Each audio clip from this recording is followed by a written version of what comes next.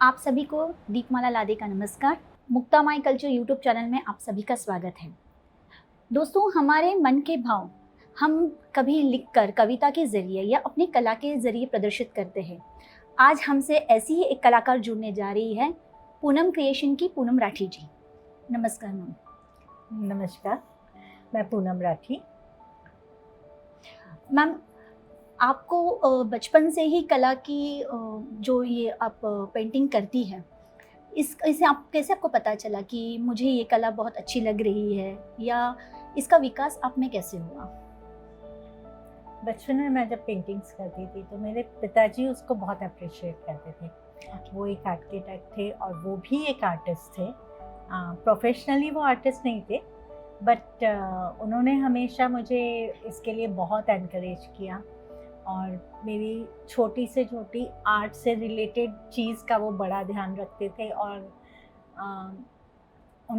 उनका भी हमेशा सपना रहा कि मैं आर्ट फील्ड में कुछ करूं। बट ग्रेजुअली मैं इंटीरियर डिज़ाइनिंग किया मैंने, और उनके आर्किटेक्चर के भी उनके काफ़ी सारे ड्राइंग का रेंडरिंग मैं किया करती थी। उस समय ऑटोकैड तो था नहीं, तो मैन्युअली रेंडरिंग होता था ड्राइंग्स पे। तो वो सारा रेंडरिंग उनका मैं ही करती थी, बड़े बड़े कोल्ड स्टोरेजेस एवरीथिंग का उसका रेंडरिंग करना और मॉडल्स बनाना, वो सब मैं किया करती थी। तो उसी समय मुझे आर्ट में इंटरेस्ट ज़्यादा डेवलप होता गया, और जीन्स के थ्रू तो आया ही है। साथ में वो डेवलपमेंट पिताजी की वजह से ज़्यादा मिला। तो पढ़ाई के साथ साथ जब अपनी इसे करियर क्यों नहीं बनाना चाहा कि आर्ट में ही आप अपना करियर कर सकती थी, तो आपने उस करियर को बरकरार नहीं रखा? एक्चुअली उस पीरियड में मैं कोई फाइन आर्ट कॉलेज वगैरह इंदौर में उस समय नहीं थे, तो मैं कोई ऐसा कॉलेज ज्वाइन नहीं कर पाई कि जिससे मैं अपने आर्ट के करियर को आर्ट में करियर बना सकूं। तो वो ना कर पाने की वजह से मैंने इंटीरियर्स शुरू किया। इंटीरियर्स का भी उसी साल खुला था वो कॉलेज। तो मैंने इंटीरियर्स जब शुरू किया और उसमें काफ़ी सारा अपना आर्ट की कोशिशें करती रहती थी। तो वहाँ से धीरे धीरे शुरू हुआ, लेकिन शादी के बाद फिर मेरा नहीं हो पाया, बहुत साल तक नहीं हो पाया।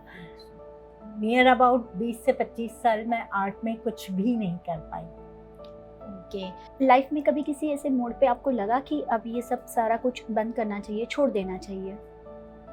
हाँ, ऐसा एक्चुअली मुझे कई बार लगा, क्योंकि दोनों बच्चियों के स्पेशल होने की वजह से मैं उन दोनों की देखभाल में ही मेरा काफ़ी वक्त हो जाता था। और फिर उसके अलावा जॉइंट फैमिली होने की वजह से भी मुझे अपना कुछ करने के लिए टाइम नहीं मिलता था।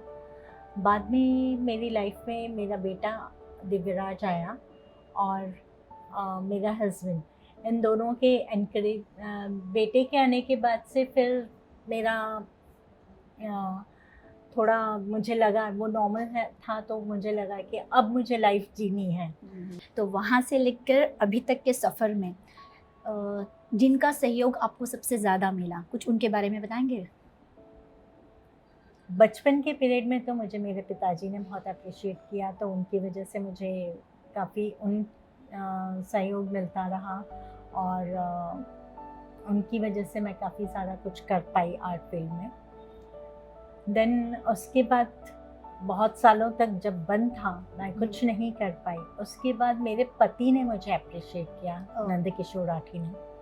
उन्होंने मुझे काफ़ी अप्रिशिएट किया कि एनकरेज किया कि मैं आर्ट फील्ड में कुछ करूं, और मेरी हॉबी को उन्होंने जानते हुए उसको बहुत बढ़ाने की कोशिश की, और उन्होंने ही ज़बरदस्ती मुझे आर्ट क्लासेस भी ज्वाइन करवाई। तब मेरी लाइफ में सदाशिव सावंत सर जी आए, और उनकी वजह से मैंने बहुत कुछ सीखा। पेंसिल आर्ट मैंने उन्हीं से सीखा है। अच्छा, मतलब जैसे कहते हैं कि हर कामयाब पुरुष के पीछे एक औरत का हाथ होता है, वैसे यहाँ उल्टा है। तो मतलब एक नहीं, दो नहीं, तीन पुरुष जो आपके पीछे बहुत अच्छे से आपको सपोर्ट किया है, उसके लिए आप यहाँ। तो मैम, आपकी जैसे आपने बताया कि नेगेटिविटी बहुत आप में आई थी, आपके 2 बच्चे स्पेशली, तो आप मैनेज कैसे कर रही हैं? अभी तो मैं काफ़ी सारा मैनेज कर पा रही हूँ मेरे हेल्पिंग हैंड्स की वजह से और मेरे हस्बैंड की वजह से। तो दिक्कत नहीं आती है। या बहुत है ऐसे हस्बैंड सबको मिले जो अपनी वाइफ के इस कला को पहचान के उसे बाहर निकालने के लिए बड़ी ये कोशिश सच करे। में उनके अगर वो नहीं होते तो शायद मैं पूरी तरह से अभी भी नेगेटिव होती और कुछ भी नहीं कर पाती। अभी आपने हमें बताया है जैसे कि इसी अक्टूबर के 25, 26, 27 को आपका एग्जीबिशन है, कुछ उसके बारे में बताएंगे प्लीज़। या मेरा एग्जीबिशन है 25, 26 and 27 October Bombay exhibition centre Nesco में। 10 से 7 एग्जीबिशन रहेगा और वहाँ मेरा स्टॉल नंबर है G7। ओके, तो आप सभी से गुजारिश है आप लोग सब ज़रूर आइए और हमारे साथ और भी बहुत सारे आर्टिस्ट होंगे, उन सभी को और हमें भी प्रेरणा दीजिए। देखिए मैम, हर एक औरत के अंदर एक गुण छुपा होता है, जैसे आपके अंदर भी चित्रकारिता एक गुण छुपा हुआ था। ऐसी हमारे समाज में बहुत औरतें हैं जिनमें कुछ ना कुछ गुण है पर उनको खुद उस गुण से वो खुद अवगत नहीं है। ऐसी औरतों के लिए आप क्या एक मैसेज देना चाहेगी? मैं उनके लिए बस ये कहना चाहूँगी कि आप में जो भी हॉबी है, जो भी आपका गुण है, जिसे आप जिससे करके आपको सबसे ज़्यादा खुशी मिलती है, वो दिन भर में कम से कम 5 से 10 मिनट आप उसको ज़रूर दीजिए। आपकी लाइफ की आधी से ज़्यादा नेगेटिविटी उसी वजह से निकल जाएगी। देखिए दोस्तों, सपने देखना और उन सपनों को पूरा करने की अगर हम जिद ठान ले तो रास्ते अपने आप मिल जाते हैं, जैसे पूनम जी को मिले हैं। तो कोशिश कीजिए कि आपके सपनों को भी ऐसे ही रास्ते मिले। धन्यवाद। धन्यवाद।